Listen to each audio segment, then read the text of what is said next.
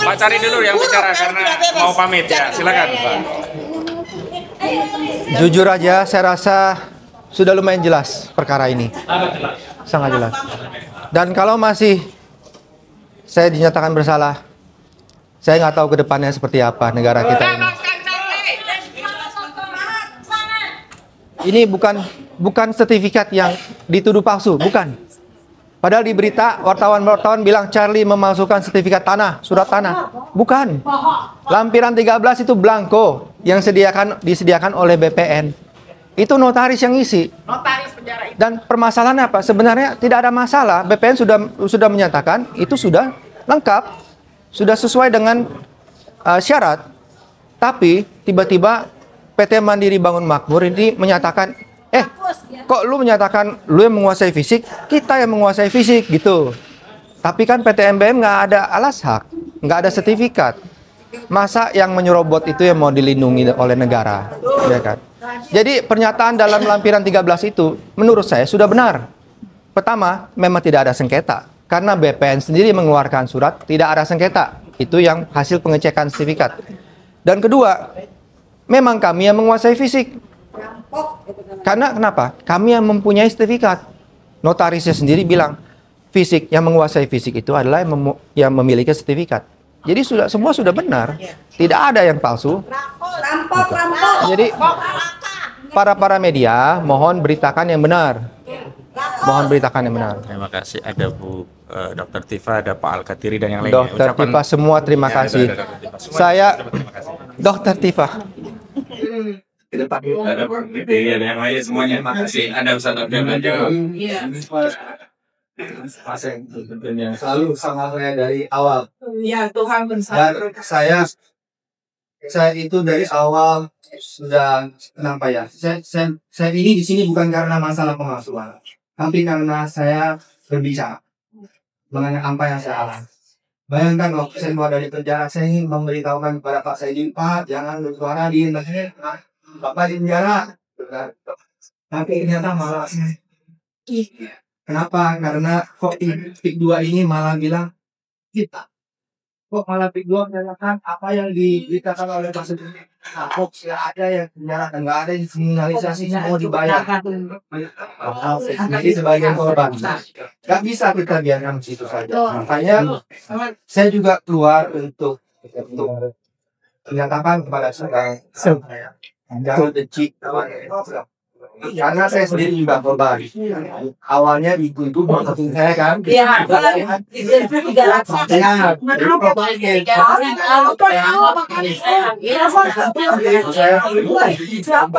itu Ya waktu kecil ganteng banget ya. Suratnya surat. ya, yang saya bagi Emang benar pikir orang yang aduan. iya betul, pikir orang aduan ya. Nah, saya itu hanya mengundurkan diri. Tinggal pada itu. Dan setelah kami semua berkumpul, setelah saya berjelaskan bukan masalah. Clearly masalah kejahatan. Itu saja dari saya. Saya sudah harus balik modal. Mondok lagi oh ya. Ya, terima kasih ya. Sebelum yang lainnya saya dari kami. Pertama kami dari tim kuasa hukum dari LDHP Muhammadiyah, dari Pak Fajar Gora Advokat dan yang lainnya mengucapkan terima kasih sekali kepada teman-teman yang hadir pada kesempatan hari ini menyimak pembelaan yang sudah dibacakan oleh Chandra Chandra, yakni ada Bang Nagi Harun, ada Ustaz Tanjung, ada Dr. Timan, ada Pak Al-Katiri, ada siapa lagi? Nah, Pak Saidi itu manusia merdeka. Mudah-mudahan Allah mereka dan tidak bisa kami balas dengan apapun kecuali didoakan. Yang kedua, kami tegaskan bahwa materi pembelaan secara hukum terkait unsur pidana yang memang tidak bisa terpenuhi akan kami sampaikan pada persidangan Selasa depan. Dan tentu saja dengan berujuk materi dari pledoi pribadi Pak Charlie Chandra, kita sudah tahu sebenarnya siapa yang salah. Yang salah itu adalah orang yang merampas tanah.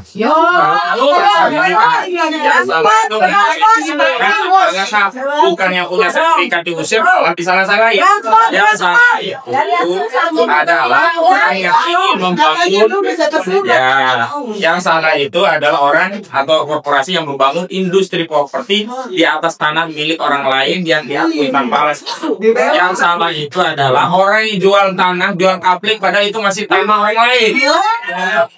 Yang salah itu ya kaya raya sih ya, itu kan kaya raya, tapi dari merampas tanah orang. Jadi kalau bisnis kayak itu nggak pintar. Kan kalau bisnis itu ya kos produksi diperkecil itu kan jadi untung gede. Lah kalau bahan bakunya dari kerampas gimana nggak untung beliau? Beli tanah tinggal 32.000, 50.000 perak, dijual per meter jadi berapa? 30 juta sampai 50 juta. Presiden kita Pak Prabowo Subianto tolong hadir bersama kami. Kami bisa memberikan permakluman ketika membebaskan Pak Tom Lembong gitu. Tapi sekali lagi atensi kami kepada Pak Charlie Chandra ini beliau minoritas dalam dua hal sekaligus. Pertama minoritas dari sisi agama, yang kedua minoritas dari sisi etnis. Jadi kami ingin negara Pak Prabowo hadir bukan hanya kepada mayoritas tetapi juga kepada minoritas. Kami ingin negara hadir ya, membebaskan belenggu kezaliman dari Pak Charlie Chandra. Kami ingin Pak Prabowo negara hadir membenahi hukum kita, menertibkan ya aparat penegak hukum kita, sehingga ada kepercayaan penuh kepada negara. Kenapa? Karena rakyat merasa aman, tentram, ada negara yang melindungi mereka. Bahkan jangan sebaliknya, justru nanti ada putusan yang melegitimasi kezaliman ini. Jangan sampai itu terjadi. Dan nanti kami minta tokoh-tokoh sekalian untuk menyampaikan statementnya. Dan kami izinkan Pak Charlie untuk cabut dulu karena sudah ditunggu Pak Jaksa.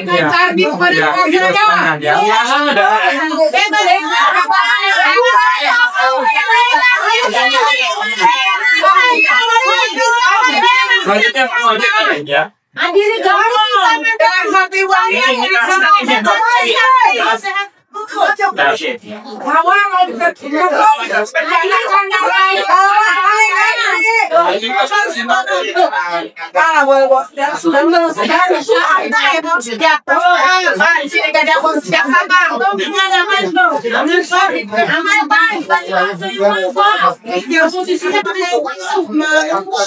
Jadi menurut saya seluruh masyarakat ini semua terjadi karena banyaknya pengkhianat yang orang-orang yang tidak mau mengatakan bahwa mengaku anak kampung sini, tetapi membela musuh-musuh negara, membela para oligarki, dan membela orang-orang yang memberikan kemudahan-kemudahan duniawi.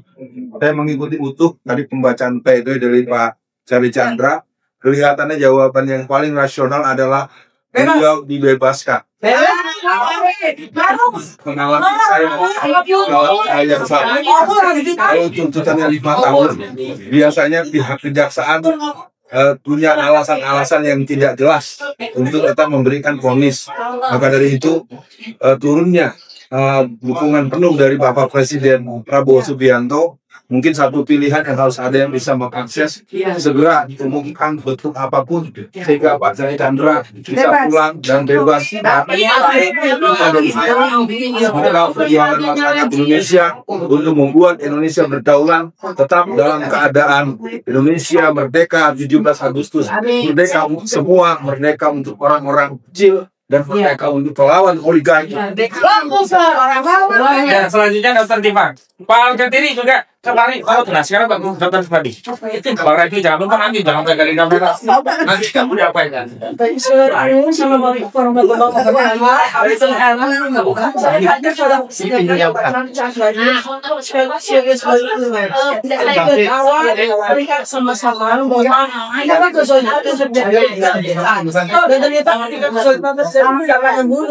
Kepada semua orang.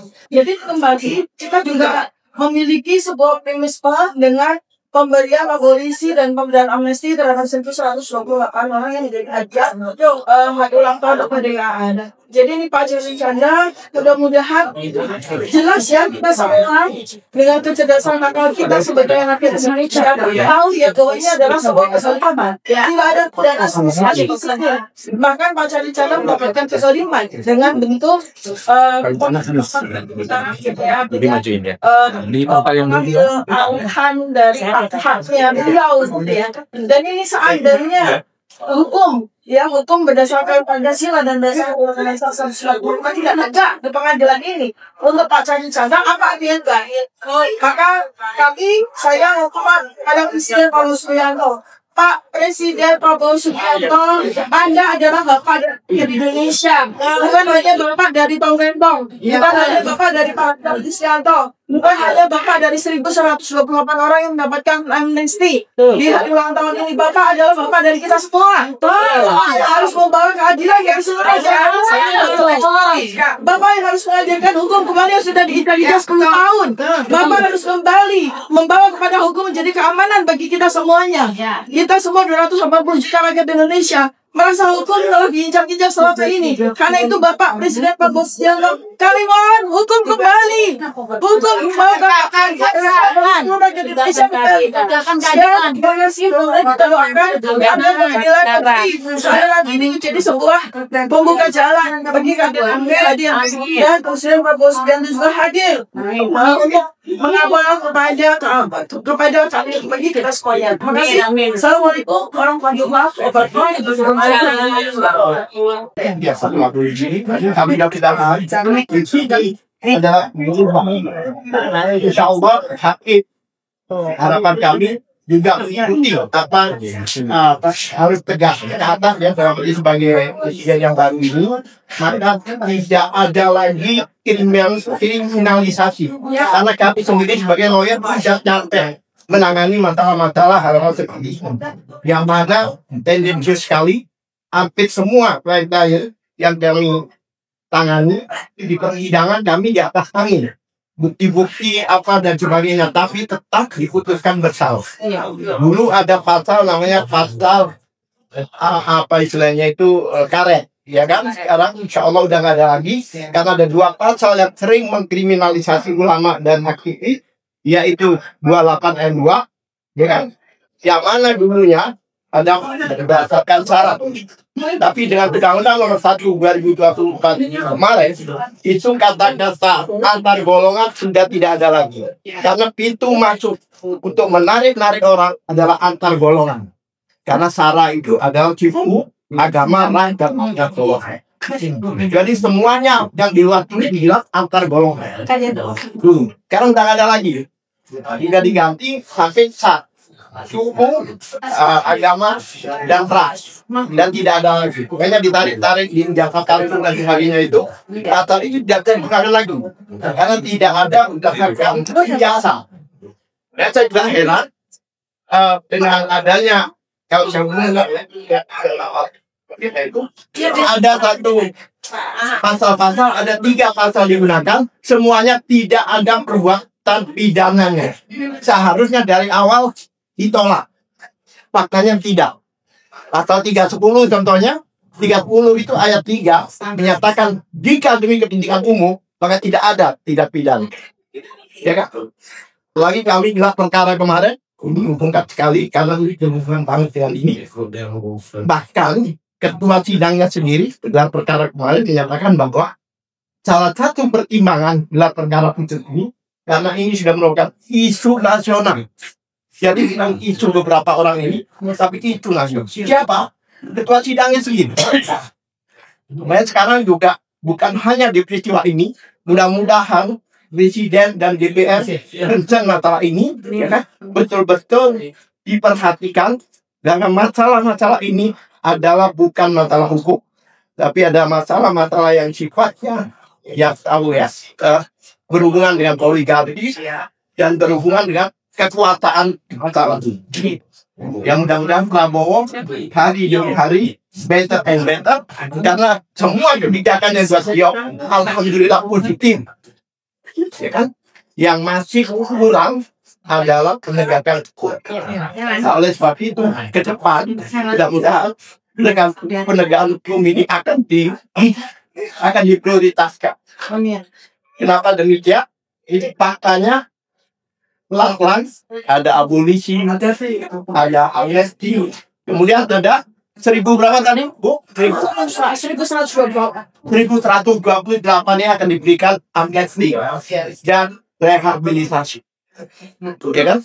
Nah itu, mudah-mudahan di sini seharusnya pengadilan ini independen, tidak boleh intervensi. Salah satu bukti bahwa pengadilan ini harus independen, tidak ada gambar presiden dan wakil presiden. Artinya apa? Semua kantor pemerintah ada, tidak ada. Karena apa? Ya itu tadi. Selama ini intervensi dari pemerintah dalam arti sebelum Prabowo itu sangat kental. Harapan kami dengan sesuatu yang perbaikan kesejahteraan rakyat diperbaiki, semuanya diperbaiki. Hanya satu sekarang ini yang kurang adalah penegak. Terima kasih. Hari ini di sini. Saya baru mendarat dari Sumatera, negara tanggal yang sama. Jadi Bapak Presiden kemarin memberikan abolisi dan MS11 mengoreksi proses hukum yang terjadi di ruang pengadilan. Saya berharap Charlie Chandra itu hakim yang mengoreksi pembelokan hukum di dalam ruang pengadilan. Jangan lagi Pak, jangan lagi Presiden Prabowo. Nah, kalau hakim ini mengoreksi itu artinya hakim sudah menjadi penegak hukum, menjadi jalan yang benar. Jadi janganlah Prabowo di jalan yang benar, tapi penegak hukum masih di ruang sidang menggunakan hukum untuk membelokkan penegakan. Ini kayak yang jadi kepada Presiden Prabowo saya ingin menyatakan bahwa kasus ini sangat prinsip karena ini terjadi di seluruh Indonesia. Apabila Chandra Charlie dihukum dengan pesanan oligarki yang kerjasama dengan aparat, dengan BPN dan lain, maka seluruh Indonesia akan terjadi. Dan saya pikir tanah-tanah rakyat seluruh Indonesia akan habis karena mengambil contoh keberhasilan Aguan dan kawan-kawan untuk mengkriminasi orang yang jaraknya hanya puluhan kilometer dari istana. Iya. Terbayang di Papua sana akan habis tanahnya semua. Nah, ini sangat prinsip. Saya tidak titip pada Prabowo, saya menitip kepada penegak hukum. Anda jangan menggunakan ruang persidangan dengan alasan proses hukum harus dihormati. Tapi Anda membelokkan proses hukum itu untuk kepentingan orang di ruang persidangan. Dan itu saya menyaksikan betul, Tom Lembong saya ikuti. Itu pembelokan penegakan hukum oleh orang hukum di ruang pengadilan. Nah itu yang saya titip. Jangan semua Prabowo. Saya menganggap penegak hukum, jadilah penegak hukum. Jangan Anda menjadi pelayan orang-orang yang ingin membelokkan hukum yang selama ini terjadi. Jadi saya berharap saya dapat informasi Ketua Pengadilan, Ketua Majelis Hakim Charlie Chandra adalah Ketua Pengadilan Negeri Tangerang. Mudah-mudahan beliau menjadi pilar untuk menegakkan kembali keadilan di Indonesia. Karena di pengadilan penegak hukum Tangerang kita sudah tahu semua, tidak ada yang bisa berhasil mengalahkan Aguan dan kawan-kawan. Mudah-mudahan Ketua Majelis Hakim sebagai Ketua Pengadilan Negeri Tangerang muncul sebagai Prabowo kedua. Dalam hal penegakan hukum. Terima kasih. Assalamualaikum warahmatullahi wabarakatuh. Jadi ini berdasarkan nanti Bu. Ini ada Ibu Mary mau nyampaikan. Perampokan yang dilakukan oleh oligarki. Kenapa? Bayangkan 35 tahun sudah memiliki SHM. Kenapa nggak dari kemarin-kemarin, dari dulu-dulu kalau mau dipersoalkan? Kok baru hari ini dipersoalkan masalah kepemilikan tanah itu? Ini kan ngawur. Kalau mau ngerampok itu jangan gitu-gitu amat. Jadi kami minta kepada Bapak Prabowo. Pada hari ini kita diperlihatkan bagaimana rakyat hari ini masih terjajah di negerinya sendiri. Jelas-jelas kepemilikan tanah itu 35 tahun punya SHM, bayar PBB. Kok baru hari ini si Aguan itu mau permasalahkan itu tanah? Kami mohon kepada Bapak Prabowo, semoga Bapak Charlie Chandra ini juga diberikan abolisi. Bebaskan Charlie Chandra. Kami akan datang dari penjuru negeri untuk mengawal kasus ini. Dan kami minta Charlie Chandra untuk diberikan juga abolisi. Allahu Akbar. Sampai semakin Closing statement juga kan. Assalamualaikum warahmatullahi wabarakatuh. Semua, saya bahagia bisa membersamai Cang-Cang ini. Ketika saya datang ke Tom Lembong, ada satu hal yang saya katakan. Kenapa saya melalui datang ke sidang Tom Lembong? Karena saya percaya bahwa Tom Lembong punya moral standing. Dia tidak bersalah, dia korban dari kriminalisasi. Nah, hal yang sama terjadi pada Charlie Chandra. Saya paham ke sini karena saya mengikuti dari awal dan berapa kali saya mengundang Charlie Chandra di channel saya.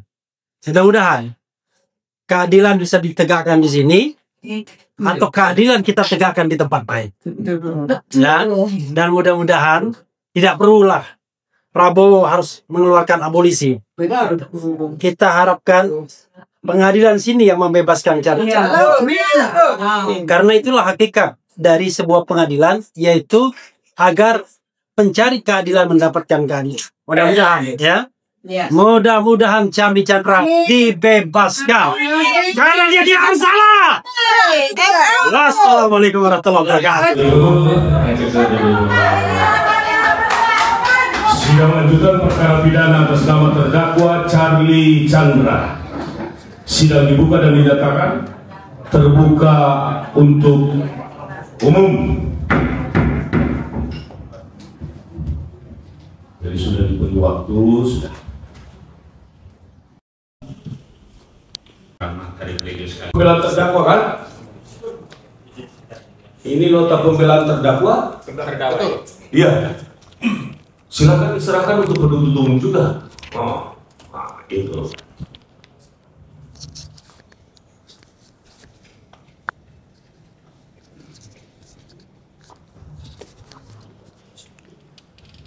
Dilihat penuntut umum bagian belakangnya, apakah sudah ditandatangan?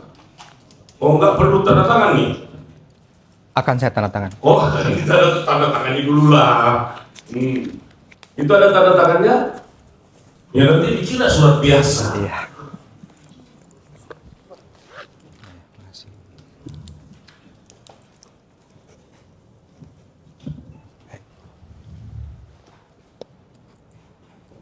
Oke, silahkan duduk.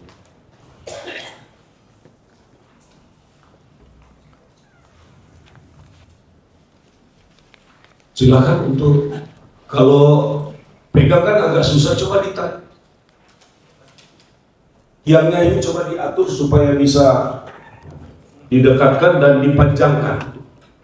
Jadi sisa terdakwa duduk model begitu, sempit itu, mundur majukan sedikit, lalu diatur tiangnya Pak, ditinggi bisa.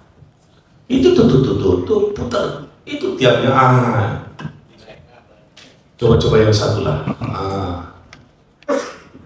Iya itu maksudnya. Coba dipanjang, longgarin dulu ya. Pegang mic-nya dulu ya, jangan sampai jatuh. Coba dites dulu. Tundukkan sedikit, kursi agak maju. 1, 2. Oke. Silakan saudara membacakannya dalam keadaan duduk saja. Baik. Terima kasih kepada Yang Mulia Majelis Hakim perkara nomor 856-B-2025-PN.TNG Tangerang tanggal 27 Mei 2025. Hari ini tanggal 8 Agustus 2025 di Pengadilan Negeri Tangerang kelas 1A khusus. Kepada yang kami banggakan, tim penasehat hukum dari LBH AP PP Muhammadiyah. Saya bersyukur sekali mendapatkan perhatian dari Persyarikatan Muhammadiyah melalui LBH AP PP Muhammadiyah yang membela saya dan sejumlah korban kezaliman PIK 2 lainnya. Saya masih terharu saat kasus saya ini diangkat oleh Persyarikatan Muhammadiyah. Sebagai kasus yang dibela secara resmi oleh Ormas Muhammadiyah, saya yang hadir dalam kompres di gedung PP Muhammadiyah kala itu sangat berterima kasih karena saya hanya seorang minoritas etnis Tionghoa yang juga non-Muslim. akan tetapi tetap dibela secara serius oleh LBH AP PP Muhammadiyah. Secara khusus saya berterima kasih kepada Pak Gufroni SHMH yang menjadi koordinator LBH PP Muhammadiyah dalam perkara saya yang tiada lelah dan penuh resiko mengambil pilihan untuk membela saya. Kepada yang kami banggakan tim penasehat hukum dari Kantor Hukum Fajar Gora dan Partners, Pak Ahmad Kozinudin, serta seluruh anggota tim penasehat hukum yang telah mendampingi perkara kriminalisasi yang saya alami dari awal hingga sampai saat pembelaan ini dibacakan. Lebih khusus kepada seluruh media, aktivis, para emak-emak yang selalu setia hadir dalam setiap agenda persidangan. Ada dari tim Aliansi Rakyat Menggugat, Ibu Menuk Wulandari dan kawan-kawan. Ada dari Front Kebangkitan Petani dan Nelayan bersama Pak Khalid Mikdar dan kawan-kawan, Bapak Muhammad Saididu dan seluruh pengunjung sidang sekalian yang saya hormati. Saya mengawali risalah pembelaan ini dengan menyampaikan rasa terima kasih terhadap kesetiaan, perjuangan, dan pengorbanan istri saya, Elis Chandra. Perjuangan tidak kenal lelah untuk terus mendukung dan menyemangati saya membela harkat, martabat, kehormatan, dan harta peninggalan keluarga yang telah dirampas oligarki PIK II. Entah dengan kalimat apa untuk mengungkapkan betapa saya bahagia dan bersyukur telah dikaruniai Tuhan seorang istri yang baik kepada saya, kepada keluarga, juga kepada anak-anak saya. Melalui forum pengadilan ini, saya ingin mengungkapkan betapa saya telah dapat merasa sangat beruntung mengambil keputusan menikah dengan Elis Chandra, istri yang setia, ibu yang baik bagi anak-anak saya. Kesetiaan itu begitu besar pengorbanannya, harga yang harus dibayar sangat mahal. Setia mendampingi suami yang difitnah sebagai mafia tanah. Setia mendampingi suami yang bukan hanya kehilangan harta peninggalan orang tua, bukan hanya dirampas tanah warisannya, melainkan juga setia mendampingi suami yang dirampas kemerdekaannya, dikriminalisasi oleh oligarki PIK II melalui perkara ini. Kepada istri saya kembali saya ucapkan terima kasih dan tolong jaga baik anak-anak saya, anak-anak kita. Betapa waktu ini saya telah mengabaikan kewajiban untuk mendidik dan merawat anak-anak kita, bukan karena keinginan saya, melainkan karena takdir berkehendak lain. Semoga melalui keputusan Majelis Hakim yang mulia, yang adil, akan kembali mempersatukan kita dan keluarga berkumpul lagi seperti sedia kala.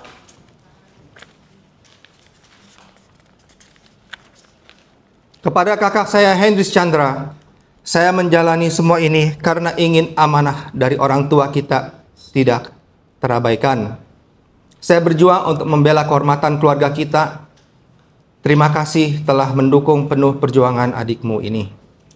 Kepada anak-anak saya Christopher Chandra, Sofia Chandra, dan Charles Chandra, saksikanlah nak, dedemu sedang berjuang.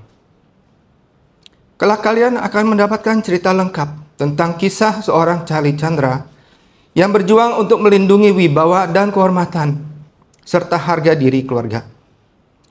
Berjuang untuk membela hak atas warisan dari ayahnya, berjuang untuk melawan oligarki rakus yang telah banyak merampas tanah dan berbuat zalim kepada rakyat Banten. Pejuang itu bukan orang yang jauh. Pejuang itu adalah ayahmu sendiri, Dedi yang selalu menyayangi kalian, Charlie Chandra, anak dari Sumita Chandra. Dedi telah mengajari dan memberikan teladan kepada kalian tentang apa itu sifat perlawanan, apa itu kehormatan, apa itu Islam, apa itu sifat pahlawan. Apa itu sifat pahlawan? Terima kasih. Perlawanan, jangan sampai dia muncul perlawanan sih tertulis pahlawan. Ya, okay. Terima kasih yang mulia. Apa itu sifat pahlawan? Apa itu kehormatan? Dan apa itu perjuangan? Dan apa yang dimaksud dengan tegar atas segala konsekuensi perjuangan? Dedi yang hanya anak seorang pengolah empang, yang puluhan tahun mengais rezeki dari usaha empang. Yang empang itu akhirnya dirampas oleh kerakusan bisnis properti. Dedi adalah anak dari Sumita Chandra yang selain tanahnya dirampas, masih dituduh penjahat yang melarikan diri ke Australia. Sungguh jahat sekali tuduhan itu. Mereka oligarki rakus itu telah merampas tanah sekaligus merenggut seluruh kehormatan keluarga kita. Karena itu, catatlah nama-nama mereka. Catat nama Agwan, catat nama Antoni Salim, catat nama Ali Hanafi Alijaya, catat nama Nono Sampono, catat nama Muanas Alaidit.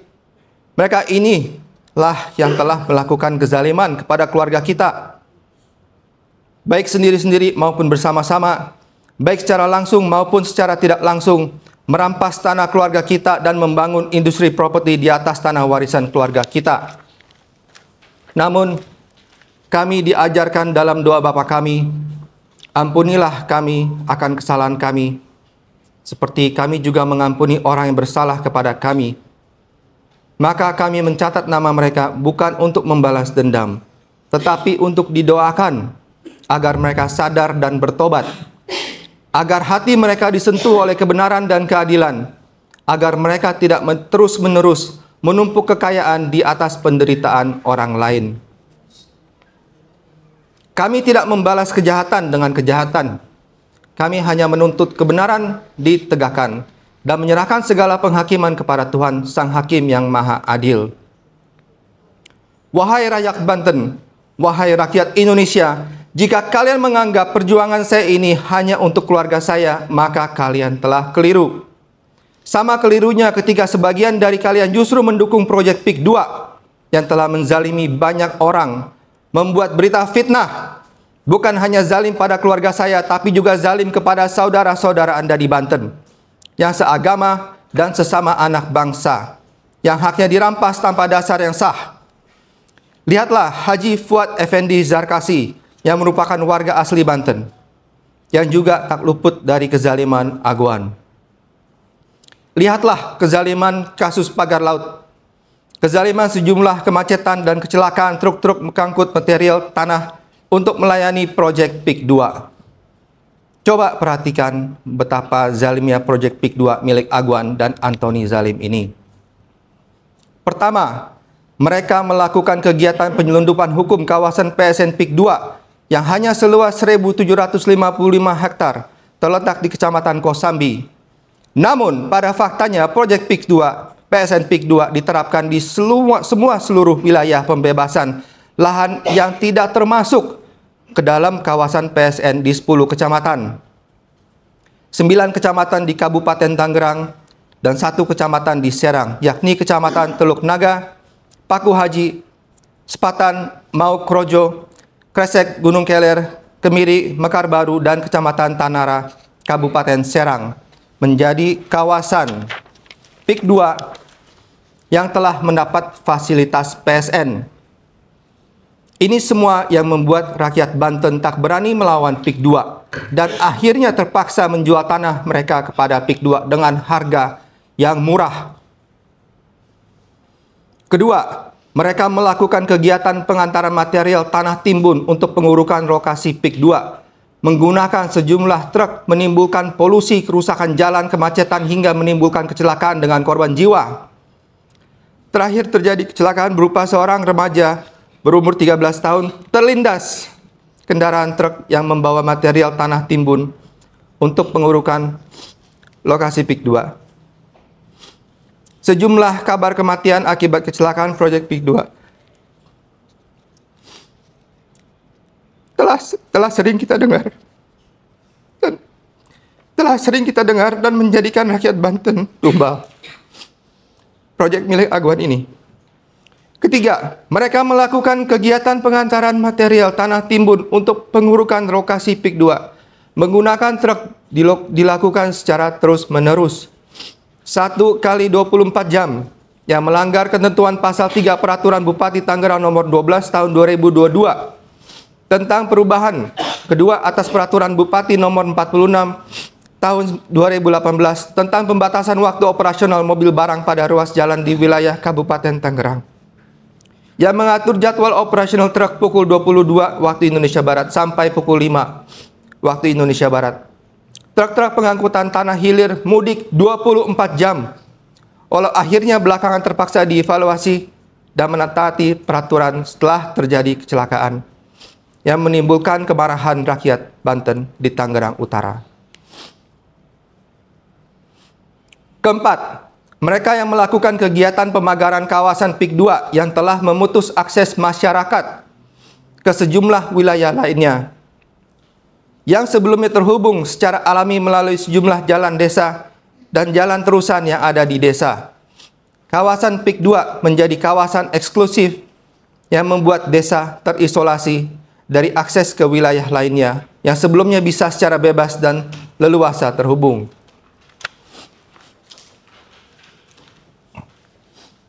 Kelima, mereka melakukan kegiatan pembangunan kawasan area PIK 2 yang telah menutup sejumlah akses publik. Selain akses jalan, juga akses nelayan untuk melaut secara bebas, karena sejumlah proyek PIK 2 di kawasan pantai telah menghalangi rute nelayan untuk melaut pada jalur yang bisa dilewati. Keenam, mereka yang melakukan kegiatan pembangunan kawasan area PIK 2 yang telah merampas hak tanah rakyat karena terpaksa menjual tanah mereka dengan harga murah dan kehilangan sumber penghasilan untuk bertahan hidup, baik dari kegiatan bertani, menggarap sawah, maupun mengolah tambak. Sedangkan harga yang sangat murah ditawarkan hanya 30.000 sampai 50.000 per meter, tidak dapat digunakan untuk membeli tanah pengganti, untuk dijadikan akses produksi dan sumber mata pencarian pengganti. Bahkan terhadap tanah keluarga saya, mereka tak membayar harga Rp1 pun. Tanah saya saat ini sudah menjadi kawasan PIK 2 yang dijual kepada customer. Bayangkan, ini adalah saudara-saudara kita sendiri, sesama anak bangsa, sesama warga negara Indonesia. Mereka telah dimiskinkan, dirampas haknya, dan terusir dari tanah leluhur mereka demi kepentingan proyek raksasa bernama PIK 2. Apabila Anda pernah menerima uang dari mereka, maka ketahuilah itu adalah uang haram yang berasal dari kezaliman, dari penderitaan orang-orang yang dirampas haknya, termasuk saya. Ketujuh, mereka melakukan pembebasan lahan yang tidak termasuk kawasan PSN di 10 kecamatan. 9 kecamatan di Kabupaten Tangerang dan 1 kecamatan di Serang, yakni di Kecamatan Teluk Naga, Paku Haji, Sepatan, Mau, Kronjo, Kresek, Gunung Keler, Kemiri, Mekar Baru, dan Kecamatan Tanara, Kabupaten Serang, menimbulkan sejumlah masalah-masalah sosial yang berkaitan dengan hak-hak masyarakat yang dirampas, diintimidasi, dan lain sebagainya. Kedelapan, mereka melalui PT Mutiara Intan Permai sebagai badan usaha pengolah dan pengembang PSN PIK 2 Tropical Coastland merampas tanah negara untuk dijadikan kawasan bisnis properti, sehingga memunculkan ancaman pertahanan dan keamanan negara melalui munculnya entitas negara dalam negara di PIK 2. Walaupun belakangan rencana jahat ini telah dibatalkan oleh Presiden Prabowo Subianto dan tidak lagi memasukkan kawasan PIK 2 sebagai proyek strategis nasional di era Presiden Prabowo Subianto. Kedelapan masalah yang ditimbulkan oleh proyek PIK 2 memang bukan merupakan fakta persidangan. Namun, 8 masalah ini saya ketahui secara langsung saat saya berinteraksi dan berjuang bersama aktivis yang peduli pada rakyat Banten. Sejumlah purnawirawan TNI dan aktivis aliansi rakyat menggugat, membawa perkara tersebut ke ranah hukum melalui gugatan di Pengadilan Negeri Jakarta Pusat.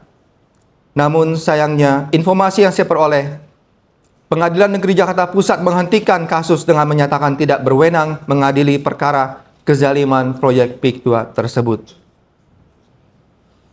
Majelis Hakim yang mulia, jaksa penuntut hukum, dan sidang yang kami hormati. Sulit untuk dipercayai masih ada hukum dan keadilan di negeri ini setelah rakyat mengetahui secara telanjang bagaimana aparat penegak hukum tidak lagi berkhidmat kepada hukum untuk melayani rakyat, melainkan sibuk melayani kepentingan oligarki. Seperti sesuatu yang sudah menjadi pengetahuan umum, di Tangerang, Banten ini, nyaris tidak ada satu orang pun yang berani melawan Agwan. Tidak aparat penegak hukum, tidak pula para pejabatnya. Semua tunduk melayani kepentingan Agwan. Sebagai bagian dari etnis Tionghoa, saya berasa sangat prihatin dan sangat malu melihat ada sosok dari komunitas kami sendiri seperti Agwan dan Antoni Salim yang bersikap zalim terhadap rakyat kecil.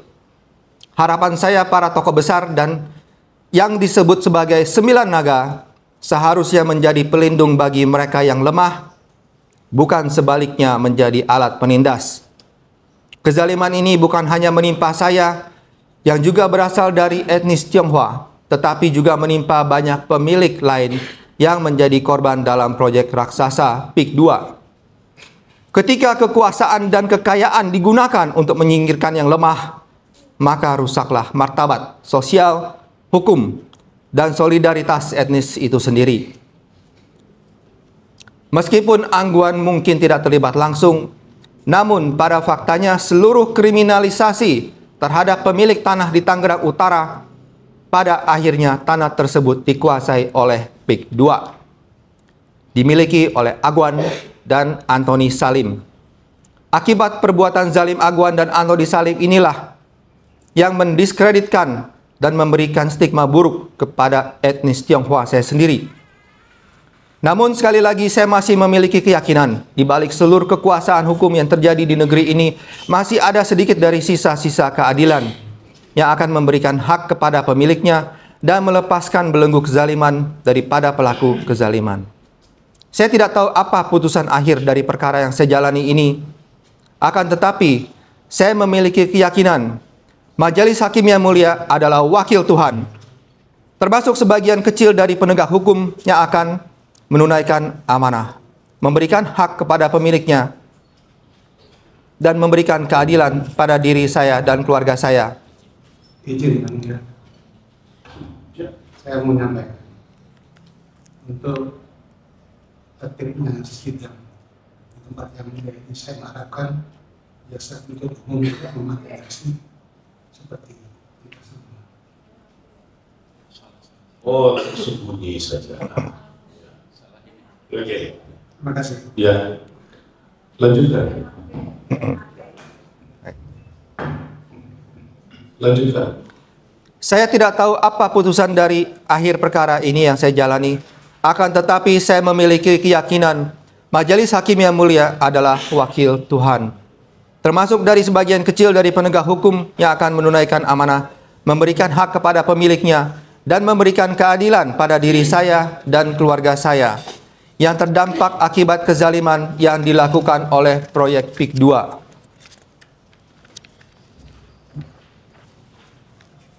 Majelis Hakim yang Mulia, Jaksa Penuntut Umum dan sidang yang kami hormati. Saya adalah Charlie Chandra. Saya bukan pengusaha besar. Saya bukan orang kuat. Saya hanya seorang anak dari Smita Chandra, seorang ayah dengan etikat baik membeli tanah, membayar pajak bumi, dan membayar bangunan sejak tahun 1988. Dan mewariskannya kepada saya. Tanah itu telah terdaftar atas nama ayah saya sendiri sejak tahun 1988. Saya menjalankan hak saya sebagai ahli waris dalam satu sisi, sementara di sisi lainnya saya menjalankan kewajiban untuk meneruskan amanah atas harta peninggalan orang tua saya. Tapi bagaimana saya bisa menjelaskan kepada anak-anak saya bahwa ayah mereka yang tidak pernah mencuri, tidak pernah merampas hak orang lain, justru ditangkap, difoto sebagai buronan, dan wajahnya ditempel di depan sekolah mereka sendiri. Anak-anak saya yang tak bersalah ikut dihukum secara sosial hanya karena ayahnya menolak menjual tanah warisan kepada PIK 2. Anak-anak saya juga dihukum secara mental dan psikologi. Tak dapat rasa kasih dan bimbingan dari ayahnya karena kemerdekaan ayahnya telah direnggut di dalam penjara atas nama hukum. Lebih menyakitkan lagi, tanah yang sudah bersertifikat SHM sejak 1988 milik keluarga kami bisa dihilangkan begitu saja dengan bantuan oknum aparat sipil negara, BPN, dan aparat penegak hukum, dan kemudian beralih ke PIK 2, perusahaan milik orang kaya. Inikah wajah hukum dan keadilan di Indonesia hari ini?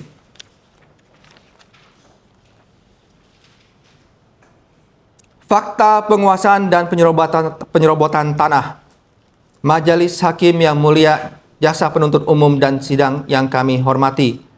Perkara ini bukan persoalan pidana, melainkan perampasan dan kriminalisasi, serta rekayasa kasus terhadap pemilik yang sah. Balik nama waris adalah hak dan prosedural, bukan kejahatan.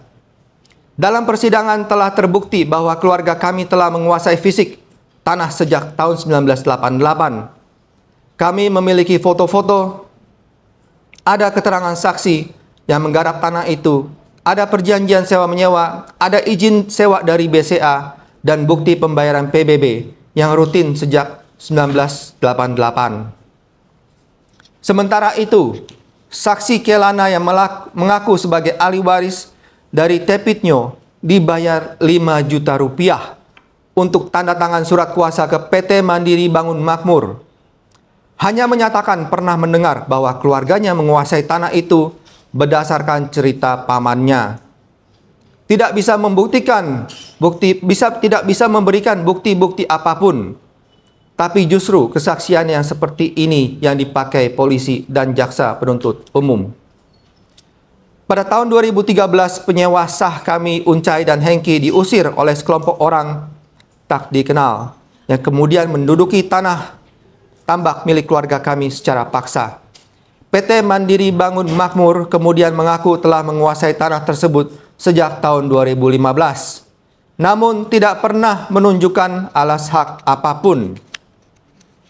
Yang lebih mencengkangkan, tanah yang mereka duduki secara fisik adalah SHM nomor 5 Lemo, masih tercatat atas nama Sumita Chandra, ayah saya sendiri. Inilah yang oleh ahli pertanahan Dr. Arsin Lukman disebut sebagai penguasaan ilegal atau illegal occupation. Karena menurut hukum pertanahan, penguasaan fisik baru sah jika didukung oleh alas hak yang sah. Dan hal ini alas hak yang sah adalah sertifikat hak milik nomor 5 yang berada atas nama keluarga kami sejak 1988. Tentang balik nama sesuai prosedur hukum. Majelis Hakim yang mulia, jaksa penuntut umum dan sidang yang kami hormati. Surat kuasa yang saya berikan ke Notaris Sukamto bukan untuk menjual tanah, melainkan murni untuk mencatat hak waris saya sendiri atas nama ayah saya, Sumita Chandra. Bagaimana diatur dalam hukum pertanahan, sebelum saya memberi surat kuasa pun juga sudah dilakukan pengecekan, menunjukkan SHM nomor 5 Lemo tidak diblokir, tidak ada catatan sengketa, dan masih atas nama ayah saya sendiri. Maka sangat wajar jika saya percaya tanah itu tidak dalam sengketa. Saya tidak membuat sendiri surat permohonan tersebut. Saya tidak menulis atau menyusun kalimat dalam lampiran 13. Lampiran 13 disediakan oleh BPN dan diisi oleh Notaris Sukamto. Tidak ada yang saya ketahui, saya rubah atau isi. Saya juga sempat dipanggil ke BPN bertemu dengan Pak Johan dan dikonfirmasi apakah benar saya yang mengajukan. Pak Johan dari BPN tidak memberitahu saya adanya keberatan dari pihak manapun. Tidak ada satupun informasi yang menyebutkan tanah ini bermasalah. Jika memang PT MBM berasa memiliki, kenapa tidak dicatatkan atau menggugat di pengadilan atau mengajukan blokir di BPN? Surat kuasa yang saya berikan kepada Notaris Sukamto juga jelas, hanya untuk keperluan balik nama waris, sama sekali tidak ada kuasa untuk menjual. Bahkan saat itu saya justru menolak penawaran pembelian dari PT Mandiri Bangun Makmur, karena saya tidak ingin menjual tanah yang merupakan warisan ayah saya yang telah kami rawat dan pertahankan sejak tahun 1988. Jikapun saya ingin menjualnya suatu saat nanti, tentu saya akan menempuh proses hukum yang benar dan sah. Balik nama bukanlah untuk mendapatkan hak baru, melainkan semata-mata untuk mencatat hak yang sudah melekat dalam keluarga kami sebagai ahli waris. Ini adalah langkah yang wajar dan sah menurut hukum, bukan upaya untuk menjual atau mengambil keuntungan dari hak orang lain, karena hak itu memang sudah ada di keluarga kami sejak awal. Saya bukan korban satu-satunya. Ini pola yang berulang. Saat menolak menjual kepada PIK 2, warga dilaporkan pidana. Bahkan laporan pertama atas saya sudah di SP3, tetapi PT MBM tidak berhenti melaporkan saya terus. Kriminalisasi terhadap pemilik sah. Majelis Hakim yang mulia, Jaksa Penuntut Umum dan sidang yang kami hormati, saya telah berjuang ke berbagai institusi untuk mencari keadilan. Pada tanggal 13 November 2023, saya datang ke DPR RI untuk bertemu langsung dengan Ketua Panja Mafia Tanah Komisi 2, Bapak Junimat Girsang. Mereka berjanji akan membantu dan memanggil pihak PT Agung Sedayu. Namun, hanya 3 hari kemudian, saya justru ditetapkan sebagai tersangka. Saya kembali datang ke DPR Komisi 3 pada 4 Maret 2025 untuk menyampaikan kejanggalan kriminalisasi atas diri saya. Tapi 2 bulan kemudian, perjuangan saya mencari keadilan justru berakhir dengan penghinaan terhadap martabat saya dan keluarga. Saya ditangkap pada hari yang sama dengan panggilan pertama sebagai tersangka. Padahal saya baru menerima surat panggilan itu sehari sebelumnya, yaitu hari Minggu. Kami bahkan sudah ke Polda Banten dan hanya meminta 3 hari saja untuk datang secara patuh. Tapi polisi justru memilih menangkap saya seperti buronan teroris. Yang lebih menyakitkan, foto saya dengan label DPO ditempel di depan sekolah anak saya sepanjang jalan perumahan, disebar melalui sosial media seolah-olah saya ini penjahat berat. Jika anak saya melihatnya, teman-teman sekolah yang melihatnya, apa sebenarnya kesalahan saya? Apakah mencatatan hak waris atas nama orang tua sendiri kini dianggap sebagai kejahatan? Ironisnya, justru mereka yang mengusir kami dari tanah warisan keluarga, mereka yang merampas hak kami, dibiarkan seolah-olah tidak bersalah. Saya bahkan dipanggil sebagai tersangka sebelum ada surat resmi penetapan sebagai tersangka. Padahal saat itu, kami masih menunggu hasil gelar perkara di Wasidik Mabes Polri. Gelar perkara yang seharusnya menjadi forum untuk menilai apakah perkara ini layak naik ke proses pidana. Namun proses itu dilangkai begitu saja.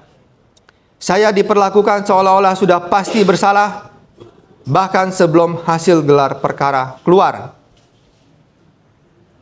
Saya bertanya kepada saya sendiri dan kepada negara ini, apakah memang pantas seorang anak yang hanya mencatatkan warisan dari ayahnya harus difitnah, ditangkap, difoto sebagai buronan, dan dipermalukan di depan umum? Semua ini terjadi hanya karena satu belangko administratif lampiran 13 dari BPN yang diisi oleh notaris yang secara hukum berwenang. Saya tidak mengetahui teknis pengisiannya. Saya hanya memberi kuasa untuk balik nama waris, bukan untuk menjual, memalsukan, melakukan perbuatan melawan hukum, atau merebut tanah milik orang lain. Tapi saya yang ditangkap, saya yang dipermalukan. Sementara dalam kasus lain pembuatan 263 SHGB di atas laut, Arsin, kepala desa Kohot, masih bebas di luar. Pemilik SHGB di atas laut juga masih bebas berkeliaran. Ali Anafia Lijaya masih belum tersentuh hukum, padahal namanya sudah disebut-sebut dan seluruh sertifikat di pagar laut telah diakui sebagai milik Agung Sedayu Group melalui anak usaha mereka, PT Intan Agung Makmur dan PT Cahaya Inti Sentosa. Pagar laut juga masih berdiri kokoh, aktivitas reklamasi pantai oleh Agung Sedayu Group juga jalan terus. Di mana hukum? Di mana keadilan? Saya bertanya, Apa gunanya DPR jika rakyat kecil tetap dikriminalisasi? Apa gunanya pengaduan jika kami justru dikorbankan? Di mana negara saat rakyatnya diperlakukan tidak adil? Saya juga telah mengadu ke Menteri ATR BPN saat itu, Bapak Marsikal Hadi Cahyanto. Tapi berselang 2 bulan kemudian, BPN malahan menerbitkan SHGB baru atas nama PT Mandiri Bangun Makmur, yang justru memunculkan sengketa baru di atas tanah kami yang sah. Saya juga bertemu dengan mantan Wakil Menteri ATR, Bapak Raja Juli Antoni, tapi alih-alih membela saya justru disalahkan karena dianggap tidak mampu menjaga tanah dari para preman. Saya bahkan sudah menemui Menteri ATR BPN yang baru, Bapak Nusron Wahid. Beliau menjanjikan gelar perkara ulang, tapi sampai hari ini tidak ada kabar tentang gelar perkara unjung tersebut. Lalu apa gunanya Menteri dan DPR jika tidak dapat menyelesaikan masalah warga negaranya? Sementara itu, PT MBM, anak perusahaan Agung Sedayu, yang menduduki tanah kami sejak 2013 tanpa alasan, tetap tidak tersentuh. Laporan mereka terhadap saya diproses cepat. Polisi bahkan menyalahkan saya, padahal saya memiliki SHM yang sah dan sudah dikuatkan oleh adanya putusan pengadilan yang telah berkekuatan hukum tetap dan menyatakan bahwa ayah kami adalah pembeli yang beretikat baik. Inikah wajah polisi yang berslogan melindungi dan melayani? Siapa yang dilindungi? Siapa yang dilayani? Pembungkaman melalui perjanjian. Majelis Hakim yang mulia, Saudara Jaksa Penuntut Umum dan sidang yang kami hormati, dalam persidangan saksi Saudara Nono Sampono telah mengakui bahwa laporan terhadap saya ke polisi memang dilakukan agar saya tidak lagi menuntut hak atas tanah itu. Jadi jelas proses hukum ini sejak awal bermotif membungkam dan menghentikan perjuangan saya dengan merekayasa hukum. Kenapa saya dianggap melanggar perjanjian perdamaian? Saya hanya menceritakan pengalaman saya karena saya melihat banyak korban PIK 2 termasuk para aktivis yang justru dituduh menyebarkan fitnah, hoaks dan sara. Padahal apa yang mereka katakan itu benar-benar terjadi kepada saya sendiri. Lalu bagaimana mungkin saya bisa diam saja? Saya merasa punya tanggung jawab moral untuk bersuara. Karena saya pernah mengalaminya sendiri. Dan saya tidak ingin orang lain mengalami nasib yang sama. Bagi saya, jika memilih diam itu sama saja saya menjadi bagian dari pelaku kejahatan itu sendiri. Saya berharap rakyat Banten tidak membenci etnis Tionghoa. Karena kasus ini, saya sendiri seorang Tionghoa yang menjadi korban, bukan pelaku. Saya tidak bersuara karena kebencian. Saya bersuara karena iman. Saya tidak berbicara karena ambisi duniawi, tapi karena saya merasa dipanggil oleh Tuhan untuk menyatakan kebenaran dan menolak tunduk kepada ketidakadilan. Sebagai seorang Katolik yang juga menghargai nilai-nilai lintas iman, saya juga merenungkan firman Tuhan baik dalam Alkitab maupun Al-Quran. Ayat-ayat suci ini telah menyentuh hati saya dan menjadi landasan moral atas keberanian saya bersuara. Dalam Quran surah Al-Baqarah ayat 42, dan janganlah kamu campur adukan kebenaran dengan kebatilan, dan janganlah kamu sembunyikan kebenaran, sedangkan kamu mengetahuinya. Dalam surah An-Nisa ayat 135, janganlah kamu penegak keadilan menjadi saksi karena Allah walaupun terhadap diri kamu sendiri. Dalam surah Al-Maidah ayat 8, janganlah kebencianmu terhadap satu kaum mendorong kamu untuk berlaku tidak adil. Berlaku adillah karena adil itu lebih dekat kepada takwa. Dan dalam perenungan saya bersama komunitas Katolik, saya juga membaca Matius 10 ayat 26. Jadi janganlah kamu takut pada mereka, karena tidak ada suatu pun yang tertutup yang tidak akan terbuka. Tidak ada suatu pun yang tersembunyi yang tidak akan diketahui. Ayat ini menjadi perintah langsung bagi saya untuk tidak takut menyatakan kebenaran. Bahkan saat ancaman dan tekanan datang, karena saya yakin Tuhan menyertai saya. Dan apa yang saya lakukan bukanlah pemberontakan, tetapi ketaatan kepada panggilan iman. Saya hanyalah seorang anak yang ingin menjaga amanah ayahnya, memperjuangkan hak waris keluarganya, dan menolak membiarkan kebenaran dikubur demi kenyamanan para penguasa. Saya bersaksi bukan karena saya kuat, tapi karena saya percaya kebenaran berasal dari Tuhan, dan berbohong atau diam saat tahu kebenaran, itulah bentuk pengkhianatan terhadap iman saya. Perjanjian perdamaian yang pernah dibuat tidak mengandung pasal larangan berbicara atau berekspresi. Tidak ada klausul kerahasiaan. Sebuah perjanjian tidak bisa digunakan untuk membungkam ekspresi jika tidak ditulis secara eksplisit. Satu bola boleh dilihat dari dua sisi yang berbeda, tapi hukum tetap mengikat pada apa yang tertulis, dan tidak ada satupun pasal yang dalam perjanjian itu saya langgar. Saya ingin bertanya, apa gunanya sertifikat hak milik jika negara tidak bisa melindungi pemiliknya?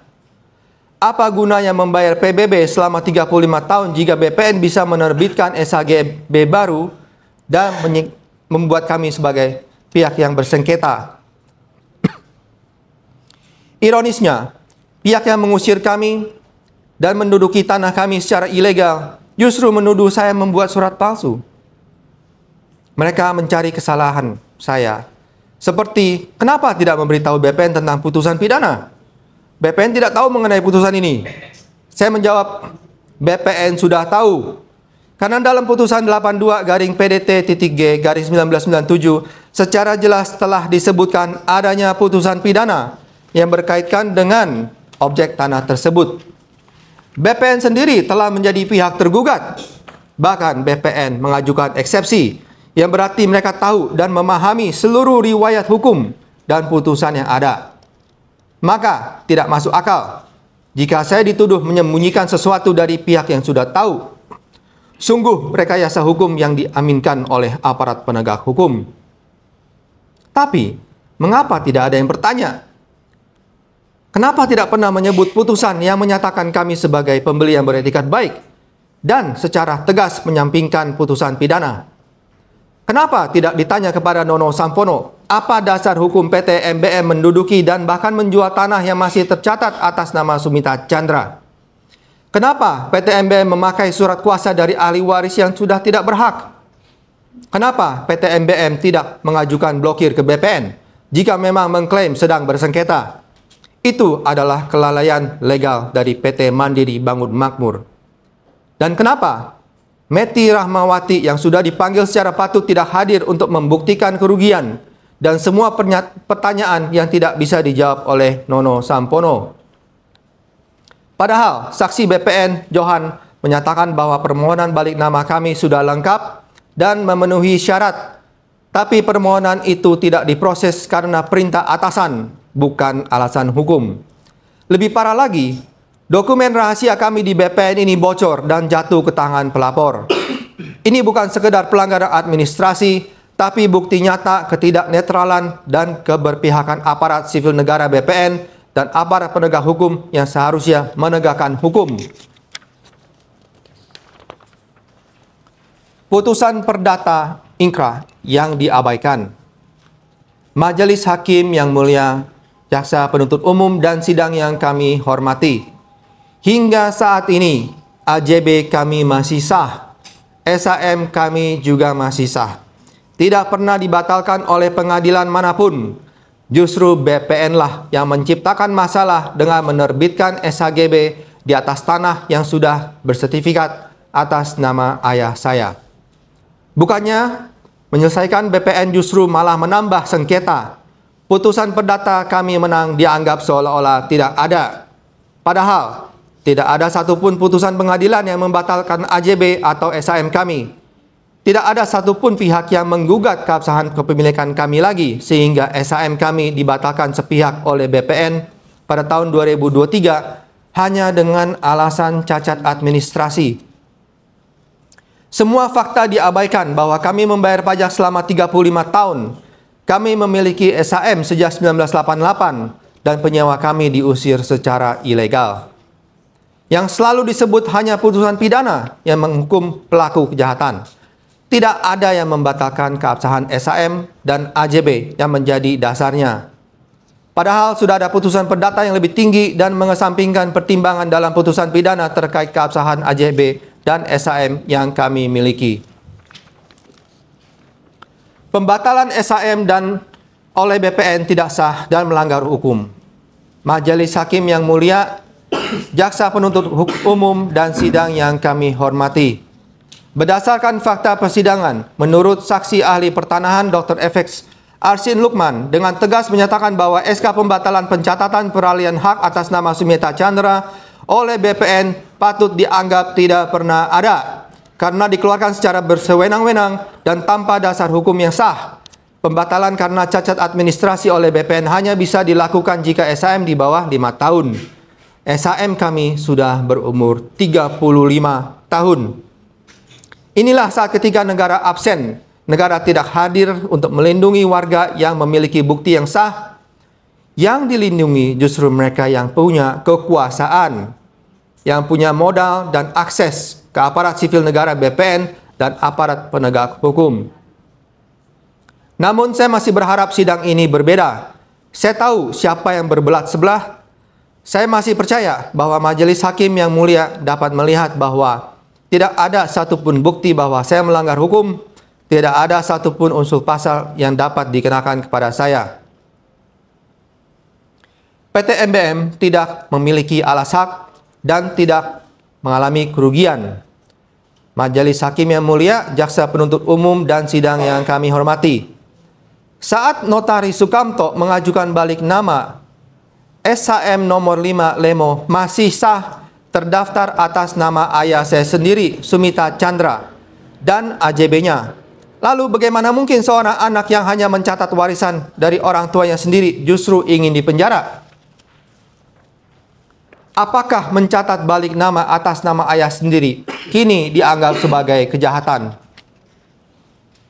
Saya tegaskan tidak ada kerugian yang dialami oleh PT MBM. Justru merekalah yang tanpa hak dan melawan hukum sudah menjual belikan tanah milik orang tua saya, tanah yang masih terdaftar atas nama Sumita Chandra. Kalau ada yang mendapat keuntungan dari keadaan ini, itu bukan saya, melainkan mereka.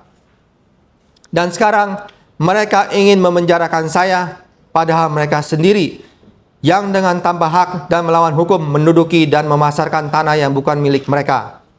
SHGB atas nama PT Mandiri Bangun Makmur baru terbit bulan Juli, yaitu 5 bulan setelah permohonan balik nama waris saya diajukan. Artinya, pada saat itu mereka bukan pemilik yang sah, bukan pihak yang tercatat di sertifikat, bahkan bukan pemegang hak atas tanah tersebut. Nono Sampono pun mengatakan, faktanya begitu. Jadi, apa urusan mereka merasa dirugikan atas tanah yang secara hukum belum menjadi milik mereka? Maka saya tegaskan, saya tidak membuat surat palsu, saya tidak menyuruh membuat surat palsu, saya tidak menyembunyikan apapun, saya tidak menjual tanah itu, justru saya menolak menjualnya. Saya tidak merugikan siapapun, PT Mandiri Bangun Makmur bahkan tidak punya alas hak. Balik nama waris bukan tindak pidana. Jika proses ini salah, maka itu merupakan kesalahan administratif, bukan merupakan pidana. Bahkan ahli Prof. Sajijono dan ahli pertanahan, Dr. FX Arsin Lukman menyampaikan di dalam persidangan bahwa perbedaan informasi administratif tidak otomatis menjadi pidana. Dan orang yang memberi kuasa tidak otomatis ikut bersalah jika tidak tahu atau tidak menyuruh. Yang saya lakukan hanyalah menjalankan hak saya sebagai ahli waris yang sah atas SHM nomor 5 Lemo milik ayah saya sendiri. 3 pertanyaan penting untuk majelis hakim. Majelis hakim yang mulia, Jaksa Penuntut Umum dan sidang yang kami hormati. Akhirnya, izinkan saya menyampaikan 3 pertanyaan penting kepada majelis hakim yang mulia. Pertama, Bagaimana mungkin saya dituduh turut serta dalam tuduhan membuat surat palsu, khususnya lampiran 13, jika orang yang diduga membuat surat itu sendiri, yakni Notaris Sukamto, bahkan belum disidangkan hingga hari ini? Apakah adil menuduh saya ikut serta bersama-sama dalam suatu perbuatan yang pelakunya sendiri sebagai tersangka belum pernah diuji secara hukum? Kedua, siapa sebenarnya yang dianggap menguasai tanah itu secara fisik? Apakah pihak yang sudah menguruk dan menduduki tanah kami secara ilegal sejak 2013? Dengan saksi Kelana yang sendirinya mengaku tidak semuanya yang ia katakan benar karena hanya berdasarkan cerita dari pamannya. Atau kami, keluarga Sumita Chandra yang memiliki SHM sejak 1988, membayar pajak selama 35 tahun, mengolah tambak di atas tanah tersebut sebelum akhirnya diusir oleh sekelompok orang yang tidak dikenal. Semua sudah dikonfirmasi oleh saksi-saksi yang kami hadirkan dan bukti-bukti yang sudah kami serahkan. Bagaimana majelis hakim yang mulia menentukan siapa penguasa fisik yang layak dilindungi oleh negara? Apakah yang punya sertifikat, yang membayar pajak dan sejarah kepemilikan yang sah, atau yang mengusir kami dan menduduki tanah itu tanpa alas hak? Ketiga, siapa yang akan dilindungi oleh pengadilan ini? Apakah ahli waris Sumita Chandra, pemegang SHM sejak 1988 yang telah membayar pajak sampai 2023, yang hanya ingin melaksanakan hak warisnya dan mengurus balik nama sesuai prosedur hukum yang berlaku? Bahkan, pewaris sudah dinyatakan sebagai pembeli yang beretikat baik. Ataukah PT Mandiri Bangun Makmur milik Agwan yang telah menduduki tanah itu sejak 2013 tanpa alas hak yang sah dan melawan hukum? Bagi saya, jawabannya jelas. Saya hanya berharap bahwa pengadilan ini masih menjadi tempat terakhir bagi rakyat kecil mencari dan mendapatkan keadilan. Izinkan saya menambahkan satu hal yang sangat penting, bukan hanya untuk diri saya sendiri, tapi untuk masa depan banyak warga negara lainnya. Jika saya diputus bersalah hanya karena notaris mengisi formulir lampiran 13 dalam proses balik nama warisan, maka itu akan menjadi presiden yang sangat berbahaya bagi seluruh ahli waris di Indonesia.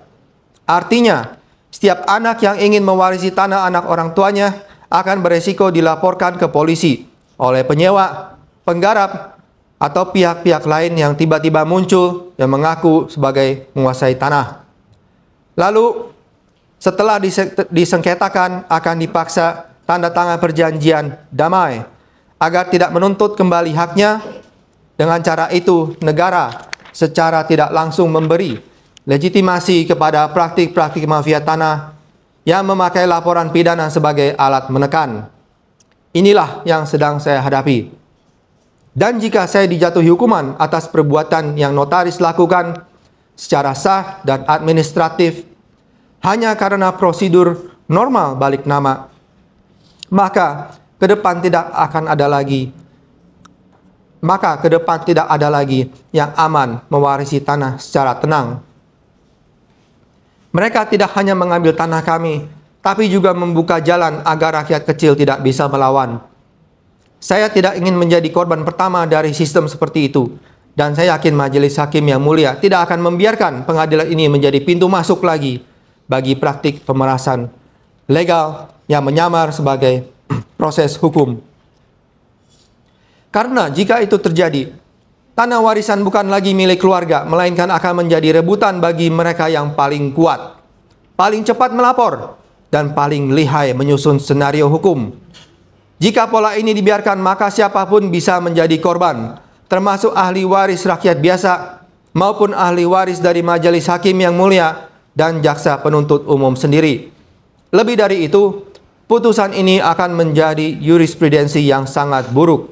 Sebuah presiden yang melegitimasi laporan pidana terhadap setiap ahli waris yang hanya ingin membalik nama tanah milik orang tuanya. Saya percaya keadilan ini tidak boleh tunduk pada kekuasaan. Harapan terakhir saya untuk keadilan, majelis hakim yang mulia, jaksa penuntut umum, dan sidang yang kami hormati, saya yakin bahwa pengadilan ini masih bisa menjadi tempat terakhir bagi rakyat kecil yang mencari keadilan. Lihat faktanya, lihat bukti-buktinya. Yang saya punya bukan kekuasaan atau pengaruh, tetapi hanya satu hal, yaitu kebenaran. Dan saya percaya keadilan sejati tidak membutuhkan lobby atau kuasa. Ia hanya membutuhkan keberanian untuk berpihak kepada yang benar.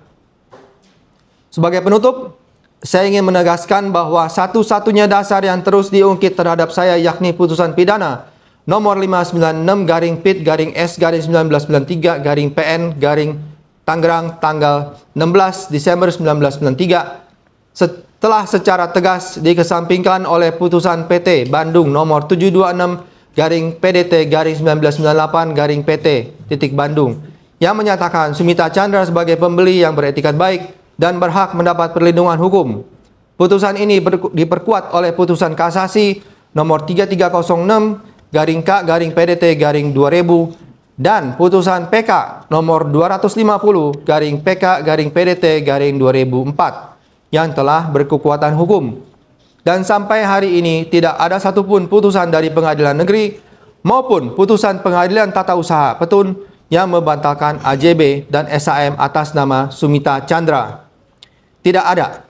Sayangnya BPN dan aparat penegak hukum justru mengabaikan putusan-putusan ini. Semoga pengadilan ini tidak mengabaikan kebenaran dan justru ditegakkan oleh lembaga peradilan itu sendiri. Majelis Hakim yang mulia, logikanya di mana jika ahli waris di penjara hanya mencatat balik nama warisan atas tanah yang masih atas nama ayahnya sendiri, hanya karena tanah itu lebih dulu diserobot oleh pihak yang tidak punya alas hak. Dampak putusan bagi rakyat kecil dan masa depan hukum. Majelis Hakim yang mulia, jaksa penuntut umum, dan sidang yang saya hormati.